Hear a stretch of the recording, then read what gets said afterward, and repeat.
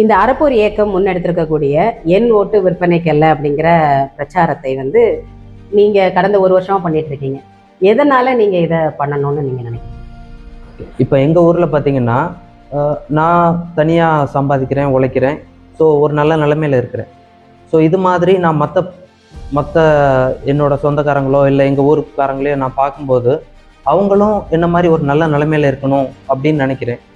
ஆனால் ரியாலிட்டியில் பார்க்கும்போது நிறைய பேர் தினசரி சாப்பாட்டுக்கும் கஷ்டப்படுறவங்களும் இருக்காங்க, படிக்க வைக்கிறது, மருத்துவ செலவு, இந்த மாதிரி நிறைய ஸ்பெண்ட் பண்ணுறாங்க. கவர்மெண்ட்லேருந்து அவங்களுக்கு சரியாக எதுவும் கிடைக்கிறதில்ல. கவர்மெண்ட்டு நிறைய திட்டத்தை கொண்டு வந்தாலும் அது மூலமான பயன்கள் வந்து எல்லார்ட்டையும் போய் சேரதில்ல. ஸோ அதுக்கு என்ன காரணம்னு பார்க்கும்போது முக்கியமாக அந்த ஊழல். அப்போ அந்த ஊழல் வந்து எங்கேருந்து ஆரம்பிக்கும் போது நம்ம காசு வாங்கிட்டு ஓட்டு போடுறது மூலமாக தான் ஆரம்பிக்குது.